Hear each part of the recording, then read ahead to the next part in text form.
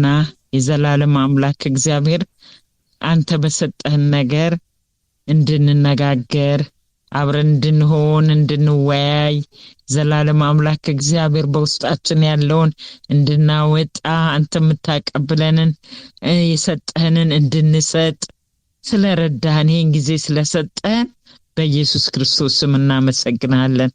አባ ደግሞ በተለያየ ነገር አንተን ማክበር አንተን ማንሳት አንተን መወያየት ሕጌን አመንዥኩት ብሉት ተነጋገሩት ነው አንተ ያልከው እና መነጋገር በአንተ ነገር ላይ መነጋገር ሁሉ ጊዜ መነጋገር ስላንተ ማሰብ ስላንተ ማውራት አንተ ማደናነቅ አንተ ማክበር ይሄ ስለሆነልን ካንተ የተነሳ ከየትም አግኝተነው አይደለም ሁሉ ካንተ ነው የሚሆነው ሁሉ ካንተ የተነሳ ደግሞ በዚህ ሰዓት ይሄን እንድናደርግ በተለይም በሰጠህን ድንቅ በሆነው ስጦታ ተወዳዳሪ በሌለው ስጦታ ልዩ በሆነው ለሰው ልጆች ብቸኛ በሆነው ስጦታ ካንተ በኋላ ከእኔ ብሄድ ይሻላችኋል በቃ እሱ ቢመጣ ይሻላችኋል እሱ ነው የሚገልጽላችሁ እሱ ነው የሚያስተምራችሁ እሱ ነው የሚመራችሁ ብለህ አንተ በቃልህ ወደሱ ያስተላለፍከን መንፈስ ቅዱስን በጥቂቱም ምንድነው በኔ ልብ ውስጥ መንፈስ ቅዱስ የኔ ነፍስ ምን ትላለች ስለ መንፈስ ቅዱስ ምንድነው ያለ መረዳት ምን ያህል ገብቶኛል እንዴት ነው የተረዳሁት የሚለውን ነገር በዚች አጭር ጊዜ ለመናገር ጌታ ሆይ እድል ስለሰጠኝ አንደበቴን የምትከፍት አንተ ስለሆንክ የምትጠቀምበት አንተ ስለሆንክ መንፈስ ቅዱስ ራስን በውስጤ ስለምትገልጽ ስለምታሳይ ለብዙዎች የሚጠቅመውን ነገር ስለምታደርግ በኢየሱስ ክርስቶስ ስም እናመሰግናለን። መንፈስ ቅዱስ በመካከላችን ስላለ ተመስገን። አንተን ነው የምናወራው አንተን ነው የምናከብረው አንተን ነው የምንገልጸው። ጌታ ሆይ ክብር ላንተ ይሁን። ከፍ እናረጋለን። ሁሉን ነገር ተረከብ። በዙሪያችን ያለው ማንኛውንም ነገር ተቆጣጠር አባ የዘላለም አምላክ እግዚአብሔር ጀምረን እስከምንጨርስ አንተ አየሩን ሁሉን ይሄንን ኔትወርክ ሁሉ ለአንተ አሳልፈን ሰጠን። ባሪያህን አዲስዬን ባርካት አሁንም አብዛላት አሁንም ይጨመርላት ጌታ መንፈስ አስቀምጥባት አባ እናመሰግናለን። ክብር ሁሉ ላንተ ይሁን። ከፍ ለአባ ተባረክ። በኢየሱስ ክርስቶስ ያው ስም ጸለይን። አሜን ሃሌሉያ አሜን። ተባረክ ጌታ ኢየሱስ ዘመን አሜን።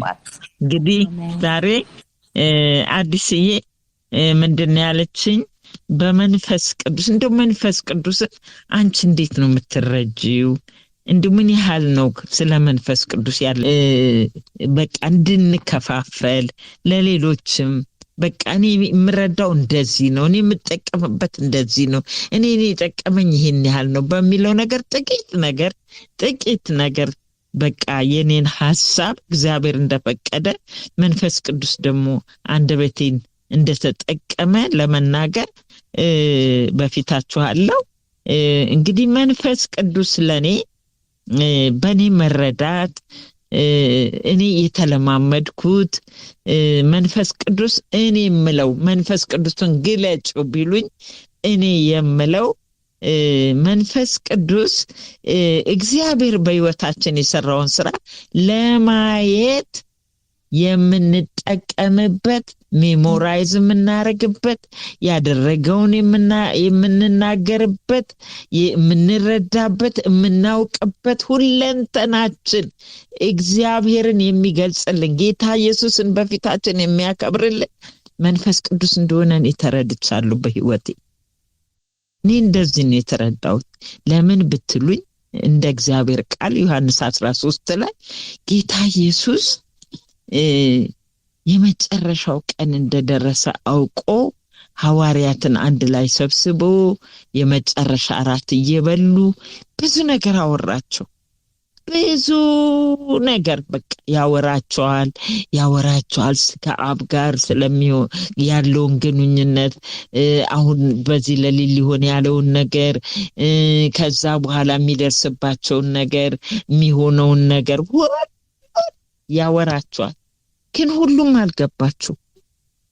በኋላ ከምናየው ነገር ምንም አልገባሚላቸው። ስለ ይሁዳ እንኳን ስንት ጊዜ ነገራቸው። በቃ ስለ ይሁዳ በቃ እንደዚህ እኔ በወጭት ውስጥ አጥልቄ የምሰጠው ብሎ ወዲያው ዳቦውን ነክሮ ሲሰጠው ምንም አላስተዋሉም።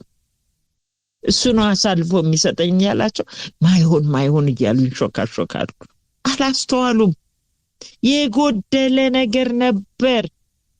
በቃ የጎደለ ልክ ጌታ እንዳሉ እኔ ሲሄድ የሚያሳስባችሁ የሚነግራችሁ የሚመራችሁ እንዳለው ያ ነገር ጎሎ ነበር፣ የለም ነበር። ስለዚህ ቶሎ ልባቸው አይከፈትም፣ ቶሎ አይናቸው አይከፈትም፣ ቶሎ አያስተውሉም። በቃ እነሱ ገና የእስራኤል መንግስት ይጠብቃሉ። በቃ ከሮም ላይ እስራኤልን ነጥቆ ጴጥሮስን ጠቅላይ ሚኒስትር፣ አንዱን የውጭ ጉዳይ ሚኒስትር፣ አንዱን ምናምን ሲያደርገው ገና ልባቸው ያስባል። በቃ ልባቸው ይህንን ያስባል። ዋና የሆነው ግልጽ የሆነው ሰማያዊ ነገር ሲነግራቸው አያውቁም ነበር። መቼ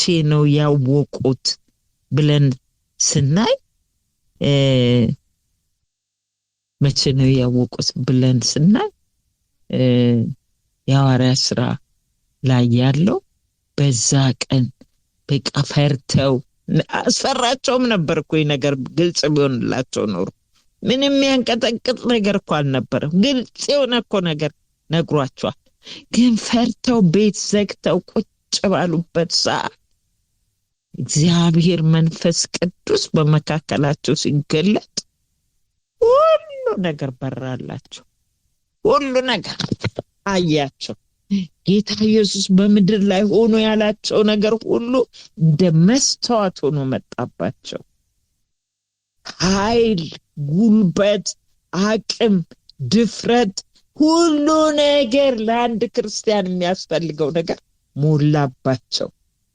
አያቸው መንፈስ ቅዱስ ምን እንደሆነ፣ ያለ መንፈስ ቅዱስ አንድ ክርስቲያን ምን እንደሆነ። እናንተ ግን ሮሜ 8:9 ላይ ምን ይላል? እናንተ ግን የእግዚአብሔር መንፈስ በውስጣችሁ የሚኖር ከሆነ በስጋ ሳይሆን በመንፈስ ናችሁ ይላል። መቼ? የእግዚአብሔር መንፈስ በውስጣችን የሚኖር ከሆነ። አይገርም? እነኚህ ታላላቅ እግዚአብሔር ሐዋርያቶች በክርስቶስ እግር ስር 3 ዓመት ከ3 ወር ቁጭ ያሉ ከአፉ የሚወጣውን በቃ ጥጥት ያረጉ ሰዎች ብዙ ነገር ይጎላቸው ነበር ከመንፈስ ቅዱስ መገኘት በፊት። ወገኖቼ መንፈስ ቅዱስ ለኛ ይሄ ነው። በቃ ሁሉን ነገር የእግዚአብሔርን ነገር ቁልጭ አርጎ የሚያሳይ ብርሃናችን፣ ዕውቀታችን፣ ጉልበታችን፣ አቅማችን፣ ሁለንተናችን መንፈስ ቅዱስ ነው።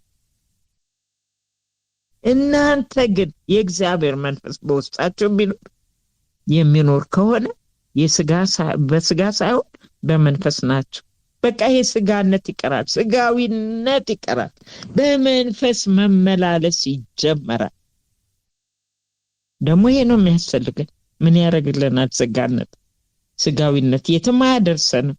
እዚሁ መሬት ላይ የሚቀር ነው። ውድቅ ከላያችን ላይ ውድቅ የሚል ነው። በቃ እርግፍ ብሎ በደቂቃ 1 ሳምንት እንኳን አይቀመጥም። 3 ቀን ነች በቃ እንደምንም ታግሎ ሊቀመጥ የሚችል። ከዛ በኋላ መፈራረስ ይጀምራል። ምን ያደርግልናል? መንፈስ ግን ዘላለማዊ ነው። የእግዚአብሔር መንፈስ ግን ዘላለማዊ ነው። በቃ ከኛ ጋር ነው። ስንሄድ ሰማይ አብሮን የሚሄድ፣ በምድር ስንኖር አብሮን የሚኖር፣ ሁሉን ነገር የሚያከናውልን፣ ሁሉን ነገር የሚሰራልን፣ ሁሉን ነገር የሚገልጽልን፣ የሚያስተምረን፣ ብናነብ መጽሐፍ ቅዱስ የሚገልጽልን፣ የሚያስተምረን፣ ብንነጋገር ሲሰበክ ቁጭ ብንል በመንፈስ ካልሆን በስጋ ሆነ ስብከት ልንሰማ አንችልም። ተረት ነው የሚሆንብን። መንፈስ ቅዱስ ምን ማለት ነው? ማንም በክርስቶስ መንፈስ የክርስቶስ መንፈስ ከሌለው እርሱ የክርስቶስ አይደለም። ተደመደመ፣ አለቀ። መንፈስ ቅዱስ እንዴት ነው የተረዳነው? በቃ እኮ እሱ ከሌለ የክርስቶስ አይደለንም። አውቶማቲካሊ እኛ እጃችንን አንስተን በቃ ክርስቶስን ተቀበል፣ ኢየሱስ ወደ ውስጣችን ገባ ስንል፣ ኃጢአትና ዓለም ከውስጣችን ሄዱ ስንል ቦታውን የሚተካው መንፈስ ቅዱስ ነው። ያ ነው የክርስቶስ መሆን የሚያሰኘን፣ የመንፈስ ቅዱስ በእኛ ውስጥ መገኘት ነው። ያለበለዚያ ከንቱ ባዶ ነው። ስቲል ባዶ ነን። ግን መንፈስ ቅዱስ ታማኝ ነው። ሊረዳን፣ ሊያግዘን፣ ሊያስተምረን፣ ሊገልጥልን፣ ሊያበራልን መጥቷልና ስራውን ይሰራል። ወዲያው ይገባና መረዳት ይሆንልናል። ያን ቀን የሚወስደን እንቅልፍ ከሌላው ቀን ይለያል። ሰላም በውስጣችን ይገባል። እረፍት በውስጣችን ይገባል። ለምን? ከመንፈስ ቅዱስ አብሮነት የተነሳ፣ ከመንፈስ ቅዱስ መገኘት የተነሳ ይሄ ይሆንልን። ኢየሱስን ከሙታን ያስነሳው የእርሱ መንፈስ በእናንተ የሚኖር ከሆነ ክርስቶስን ከሙታን ያስነሳው በውስጣችሁ በሚኖረው በመንፈሱ ሟች ለሆነው ሰውነታችሁ ሕይወትን ይሰጣል። ሃሌሉያ! ሟች ለሆነው ሰውነታችን ሕይወት። ከዛ በኋላ ነው የሰው ልጅ በመንፈስ ሆኖ ስጋን እየተቆጣጠረ እንደ እግዚአብሔር ፈቃድ መመላለስ ይጀምራል። ይህን ለማድረግ አቅም ያገኛል። ይህን ለማድረግ መረዳት አለው። ይህን ለማድረግ ጉልበት አለው። ይህን ለማድረግ ኃይል አለው። አይገርምም? ይህን ተረድተን ይሆን እስከዛሬ? እኔ ግርም ይለኛል ስለ መንፈስ ቅዱስ አስብ፣ ግርም ይለኛል ሁል ቀን። በቃ ምን አይነት ስጦታ ነው እግዚአብሔር የሰጠን። ጌታ ኢየሱስ ትቶልን ሄደው ምን እንሆን ነበር ላለው ምን እንሆን ነበር? አጋዥ ባይኖረን ምን እንሆን ነበር? ኤፌሶን 5:18 ላይ ምን ይላል? በመንፈስ ተሞሉ እንጂ በወይን ጠጅ አትስከሩ ይላል። በቃ ሙልት ድርበብ እኮ አይደለም፣ ጎዶሎ እኮ አይደለም፣ ሙልት። በቃ የወይን ጠጅ ሲሞላ ምን እንደሚያደርግ የታወቀ ነው። እኛን የሚሞላ መንፈስ ቅዱስ ነው። ያ የተሞላ ነው መንፈስ ቅዱስ ደግሞ ሕይወት ነው። በቃ ሕይወት ነው። መንፈስ ቅዱስ ለአማኝ ሕይወት ነው። ለምን በመንፈስ ቅዱስ መሞላት አስፈለገ ብለን ከጠየቅን፣ ለምንድን ነው ሰው በመንፈስ ቅዱስ መሞላት አለብህ የሚባለው? እንደውም እኔ አሁን ብዙ አላይም። እንግዲህ እኔ በጣም በቃ እዚህ ብዙ ልናገር አልችልም እዚህ ላለው ነገርና ድሮ ግን ወዲያው ጌታን ከተቀበልን በኋላ ጊዜ አይሰጠውም። ሙሉ ወንጌል በቃ የየራሱ ጊዜ ቀን ተለይቶለት የመንፈስ ቅዱስ ሙላት ቀን አስተማሪ በዚህ የሚገራዳ የሚያገለግል ተለይቶለት ሂዱ እዛ ሰፈር ሂዱ እዛ ቦታ ተብለን ተሰብስበን እኔ ልጆቼን ዘመዶቼን ይዤ ሄጄ ነው በመንፈስ ቅዱስ በግድ በዛ ቀን እየተጸለየ ብዙ ጊዜ ከጧት እስከ ማታ በቃ በልሳን መነጋገር በደንብ እስኪገባን እየተለማመድን በቃ መንፈስ ቅዱስ በእውነት ከኛ ጋር መኖሩን ውስጣችን እስከሚያረጋግጥ ድረስ ጊዜ ተወስዶ ነው ይሄ ተደረገልን። ለምን ይሄ አስፈለገ? አሁን ቤተክርስቲያን ይሄ ይደረግ እንደሆነ አላውቅም። እንግዲህ ለምን ይሄ አስፈለገ ስንል መንፈስ ቅዱስ በእኛ ውስጥ እንዲኖር ያስፈልገበት ዋናው ምክንያት ምንድነው? መታዘዝ ስለሚገባ መንፈስ ቅዱስ ይመራናል፣ ይናገረናል፣ ያሳየናል ብለን ካመንን ሰምተን ደግሞ መታዘዝ ይሄንን ደግሞ ያመነውን ነገር መታዘዝ ግዴታችን ነው። መንፈስ ቅዱስ መሞላት ያለበት እንደ እግዚአብሔር ፈቃድ ለመመላለስ የእግዚአብሔርን መንግስት ኑሮ ለመኖር በዛ ህግና ስርዓት ለመተዳደር መንፈስ ቅዱስ ያስፈልገናል። መታዘዝ ስለሚገባን በግድ መንፈስ ቅዱስ ያስፈልጋል። ከህይወት ጋር የተያያዘ ነው ይሄ ነገር። በጣም ህይወት ነው መንፈስ ቅዱስ። ያለሱ የሚሆንልን ነገር የለም። ሌላው ደግሞ የእግዚአብሔርን ስራ ለማከናወን በመንፈስ መሞላት አስፈላጊ ነው። ያለ መንፈስ ፈቃድ፣ ያለ መንፈስ አሰራር፣ ያለ መንፈስ ኃይል፣ ያለ መንፈስ እንቅስቃሴ፣ ያለ መንፈስ መረዳት፣ ያለ መንፈስ መብራት የእግዚአብሔርን ስራ ማከናወን አይቻልም። ውሸት ነው። ከዛ ውጭ በስጋችን የፈለግነውን ያህል አዋቂዎች ብንሆን፣ የተካንን ብንሆን፣ መጽሐፍ ቅዱስን እንደ ውሃ ጭልጥ አርገን የጠጣን ብንሆን፣ ብዙ በቲዮሎጂ ፒኤችዲ ምን ቢኖረን ያለ መንፈስ ቅዱስ ወገኖቼ እናንተ በእውነት ይህንን ትመሰክራላችሁ፣ አይቻልም። ከንቱ ነገር። ሁሉን የሚሰራው በውስጣችን መንፈስ ቅዱስ ነው። መንፈስ ቅዱስ ነው። አለዛ ሁሉ ነገር ደረቅ፣ ሁሉ ነገር ከንቱ፣ ሁሉ ነገር በቃ የማይጥም ውሃ የሚል ነው የሚሆነው። ያለ መንፈስ የሆነ አገልግሎት ስንት ሰዓት ሙሉ መድረክ ላይ ተጮሁ ወጥቶ ቢጮህ ምንም ነጥሮ ይመለሳል እንጂ አንዲት ፍሬ ይዘን አንወጣ።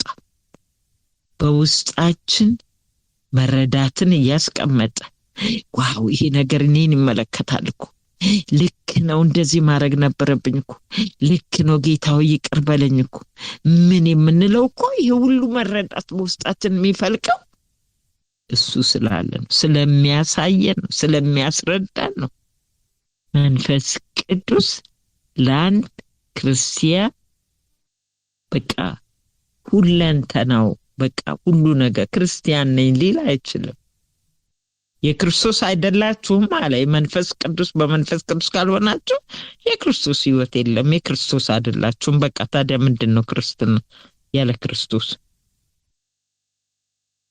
የመንፈስ ቅዱስ ሙላት ምንድነው? ራሱ ምንድነው?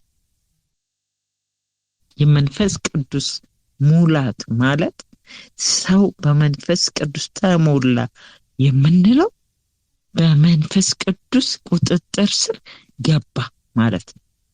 አለቀ። ሰሚታረግ ራሱን ለመንፈስ ቅዱስ ሰጠ ማለት ነው። ከልሳን ጀምሮ ለአንድ ክርስቲያን በልሳን መናገር እጅግ አስፈላጊ ነው። እጅግ በጣም አስፈላጊ ነው።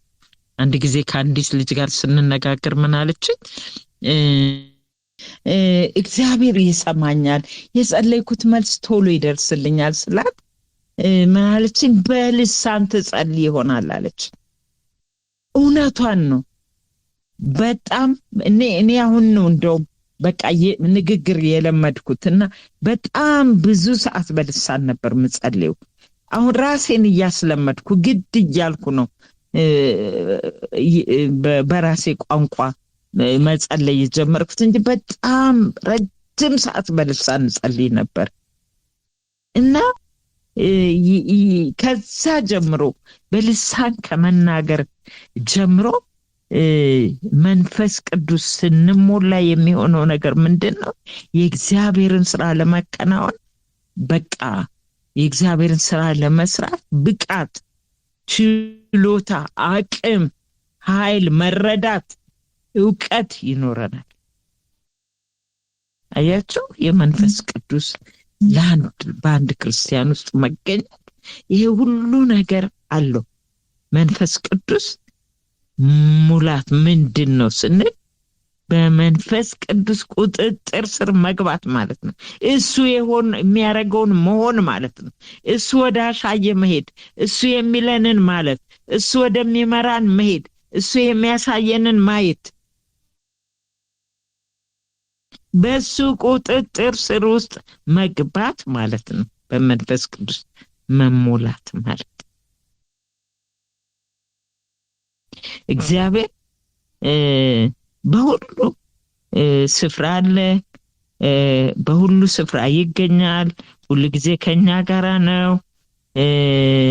በተለይም በክርስቶስ ኢየሱስ እንደገና የተወለድን ቀደም እንዳልኩት መንፈስ ቅዱስ ወዲያው እኛን ስለሚወርሰን በውስጣችን መኖር ስለሚጀምር መንፈስ ቅዱስ የእግዚአብሔር ሕልውና በውስጣችን አለ። መንፈስ ቅዱስ እግዚአብሔር ነው። ከሥላሴዎች አንዱ የሆነ እግዚአብሔር መንፈስ ቅዱስ ነው። የእግዚአብሔር ሕልውና፣ የእግዚአብሔር አንድነት፣ የእግዚአብሔር ህብረት በውስጣችን እንዳለ ያረጋግጠልናል። የእግዚአብሔር ኃይል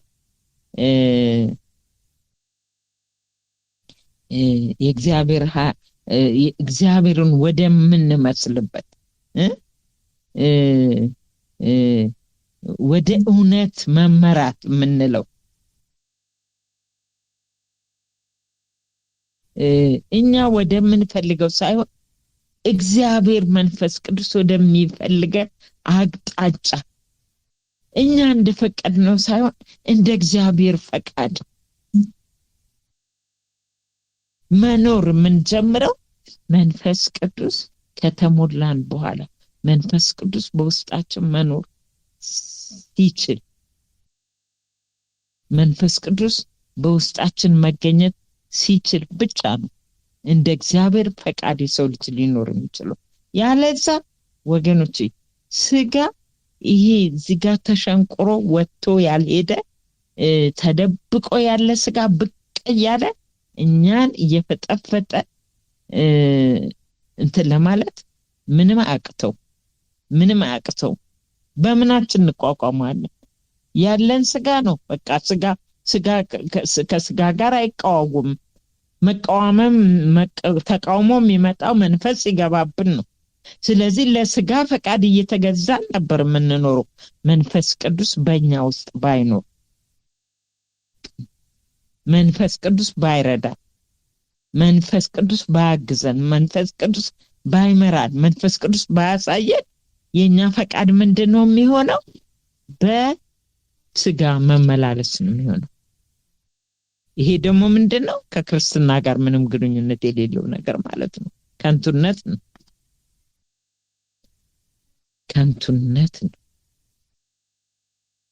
የመንፈስ ቅዱስ ሙላት ውጤቱ ምንድነው ብለን ራሳችንን ብጠይቅ ምንድነው የሚሆነው? በመንፈስ ቅዱስ የተሞላ ሰው ምንድነው? ምን ውጤት ያገኛል? ምን ጥቅም ያገኛል ብለን ብንናገር፣ በመንፈስ ቅዱስ የተሞላ ሰው ቋንቋው ይቀየራል። ቶታሊ ላይፉ ይቀየራል። በቃ ህይወቱ ይቀየራል። ህይወቱ የዝማሬ ይሆናል። ህይወቱ የምስጋና ይሆናል። ህይወቱ የቅኔ ይሆናል። ቅኔ ይቀኛል። ደግሞ በጸጋ ይኖራል። በጸጋ መንፈስ ቅዱስ አንዱ ትልቁ የሚሰጠን ስጦታ ምንድነው? ጸጋ ነው። ከመንፈስ ቅዱስ የምናገኘው ጸጋ የሚባለውን ነገር አይገርምም? በቃ መንፈስ ቅዱስ ጸጋን የሚያካፍለን፣ ጸጋን የሚሰጠን፣ በጸጋ እንድንኖር፣ በጸጋ እንድንመላለስ፣ በጸጋ ሁሉን ነገር ማድረግ እንድንችል በተሰጠን ጸጋ እግዚአብሔርን ማገልገል። በፊት እንዳልኩት እግዚአብሔርን ማገልገል የሚችለው ሰው በመንፈስ ቅዱስ ከተሞላ በኋላ። ለምን? ያ ጸጋ የሚቀበለው የአገልግሎቱን ጸጋ በተሰማራበት የአገልግሎቱን ጸጋ የሚቀበለው መንፈስ ቅዱስን ከተሞላ በኋላ ነው።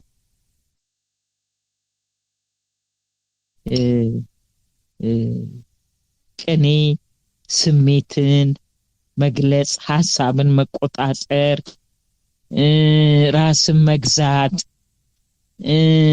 በቃ ከዓለም ነገር ራስን መግደል፣ ከዓለም ነገር መለየት፣ ድሮ የሚያስደስተንን ነገር መጥላት፣ ኃጢአትን መጸየፍ፣ ይሄ ሁሉ የምናገኘው ከመንፈስ ቅዱስ ነው።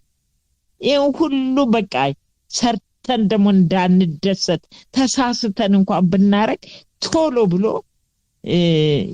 አረ ይሄ ነገር ክፉ ነው ብሎ የሚያሳየን መንፈስ ቅዱስ ነው። መንፈስ ቅዱስ በክርስቲያን ሕይወት ውስጥ አገልግሎቱ እጅግ እጅግ እጅግ ሰፊ ነው። መንፈስ ቅዱስ በውስጡ ያለ ሰው እግዚአብሔርን ለማመስገን ምክንያት አይፈልግም። በቃ መንፈስ ቅዱስ አለ በውስጡ እግዚአብሔርን የሚያከብር እግዚአብሔርን ከፍ ከፍ የሚያደርግ መንፈስ ይዞ እየዞረ ምን ምክንያት ያስፈልገዋል? ይዘምራል፣ ይቀኛል፣ እልል ይላል። በቃ እነኝ ብቻቸውን እያወሩ የሚሄዱ ሰዎች አታውቁም? አንድ ጊዜ በቢሮ ውስጥ በቃ ያው ማዕበል ተነስቶብን ነበር እኔና ጓደኛዬንና ሰበብ ይፈልጉብናል በሁሉ ምክንያትና አንዷ ምን አለች መጣችና አንቺማ ለይቶልሻል አለች። ለይቶልሻል እንደለየልሽ አሁን ያወቅኩት አለች። ምን አረኩ? ምን አጠፋሁ? ደነገጥኩኝ። ምን ሆንኩ አልኩኝ። እንዴ እንደ እብድ እኮ ብቻሽን እያወራሽ ነው የምትሄጂው አለች። አያችሁ፣ ዝም አሰኝም መንፈስ ቅዱስ። ሳኩኝ እንደሱ ስትለኝ። አይ እህቴ ወይስ ዘምር ወይስ አመሰግን የሰማሽኝ። የብድስ ቋንቋ አልነበር የምናገረው። በእኔ ውስጥ ያለው በቃ ይኸውልሽ ብቻ የሚያስለፈልፍ ነው። ምን ላርገው አልኳት። ከአቅሜ በላይ ነው። ዝም ልል አልችልም አልኳት። እብድ ይበሉኝ እንጂ ብቻዋን ማውራት ጀመረች ይበሉኝ እንጂ ዝም ማለት አልችልም አልኩ። ዝም ማለት አንችልም። መንፈስ ቅዱስ ውስጣችን ነው ወገኖቼ። በእውነት መንፈስ ቅዱስ ከዚህ ሁሉ በላይ ነው። መንፈስ ቅዱስን ብዙ ከመነሻው እንዴት አገላለጹ ከመነሻው ከስሩ ያልተነሳውበት ምክንያቱ መንፈስ ቅዱስን ለኔና ለወገኖቼ ጉጉት ውስጥ በቃ ወይኔ መንፈስ ቅዱስ ይሄ ነህ እንዴ የምንልበት በቃ መጓጓት ውስጥ ለማስገባት ራሴንም ጭምር በቃ መንፈስ ቅዱስ ለካ ያስፈልገኛል። መንፈስ ቅዱስ ለካ ለኔ ከሁሉ በላይ ነው። ያለ መንፈስ ቅዱስ ለካ እኔ ምንም ነኝ። ቤተክርስቲያን ምንም ናት። ሁሉ ነገር ከንቱ ነው ለካ ያለ መንፈስ ቅዱስ የሚለውን መረዳት በዚች አጭር ጊዜ ዛሬ ለመናገር ሞክሬያለሁ። ግን መንፈስ ቅዱስ ይሄ ብቻ አይደለም። መንፈስ ቅዱስ በጣም በጣም በጣም ብዙ ነገር አለ። በቃ ለክርስቲያን መንፈስ ቅዱስ ሁለንተናው ነው። እግዚአብሔር ቢፈቅድ ወደፊት በበለጠ መነጋገር እንችላለን፣ መወያየት እንችላለን። ይሄ መማርም ማስተማርም አይደለም፣ ግን በሰው ውስጥ በእኔ ውስጥ ያለውን የመንፈስ ቅዱስን መረዳት ነው ዛሬ ነገርኳችሁ። ነገ ደግሞ ከእናንተ ሰማለው። አዲስዬ ጌታ ኢየሱስ ይባርካት። ዋናው ዓላማዋ እንድንማማር እንዲገባን ጥንካሬ እንዲኖረን ኃይል እንዲኖረን ጉልበታም እንድንሆን ተስፋችን እንዲያድግ ሰው በቃ አሁን ለካ በውስጥ ያለው ነገር ሁሉን ቻይ ነው። ሁሉን ሊያረግ የሚችል ነው። መንፈስ ቅዱስን ተሸክሜ ነው እንደምፈራው? መንፈስ ቅዱስን ይዤ ነው እንዴ እንደዚህ መሆነው? ምን ያስፈራኛል? ምን ያሰጋኛል? ምንልበት ደረጃ ላይ እንድንደርስ ይሄንን እንደዚህ አይነት የመማማሪያ መድረክ ከፍታለች። አብዝቶ ይባርካት። መቼም እኔ ትደንቀኛለች እቺ ትንሽ ብላቴና፣ ግን በብዙ እግዚአብሔር ይባርካት። ወደፊት ደግሞ በበለጠ እንገናኛለን። ግን መንፈስ ቅዱስ በጥቂቱ ይሄን ይመስላል። እናመስግንና እንጨርሳለን። የዘላለም አምላክ የምድር ዳርቻ ፈጣሪ እግዚአብሔር ጌታ ሆይ ዛሬ ደግሞ ይሄን ያንተን እውነት የሆነውን ቅዱስ የሆነውን አባት የሆነውን ፍቅር የሆነውን ረጂ የሆነውን የማይሰለቸንን የማይደክመውን ይሄንን ምድር ይሄንን ዓለም ይሄንን ስጋ በፍጹም ልንቋቋም አንችልም ነበር ያለሱ ይሄንን መንፈስ አባ ስለሰጠ ኢየሱስ ክርስቶስም እናመሰግናለን። ክብር ላንተ ይሁን። መንፈስ ቅዱስ ደግሞ ሰዓት ራስን ልትገልጽልን ስለወደድ ራስንም ስለገለጽክልን ጥቂትም ቢሆን ጌታ አንተ ማየት ስለሆነልን በኢየሱስ ክርስቶስም እንባርካለን። ክብር ሁሉ ላንተ ይሁን። አዲስዬም በእውነት ይሄን ነገር በውስጧ ስላስቀመጥ ባርካት። ይሄን ደግሞ ሲሰሙ ወገኖቼ ልባቸው እንዲከፈት የመንፈስ ቅዱስ መረዳት ከምንም የበለጠ ወደ በለጠ መንፈስ ቅዱስን የማወቅ ጥማት ውስጥ እንዲከታቸው መነሻ እንዲሆናቸው ይሄንማ ነገር በብዙ ማንበብ አለብኝ በብዙ መረዳት አለብኝ የሚሉበትን ጸጋና መንፈስ እንድታፈስላቸው በኢየሱስ ክርስቶስ ስም ጸልያለሁ። ስለሁሉ እባርካ። አሜን አሜን። ሃሌሉያ አሜን።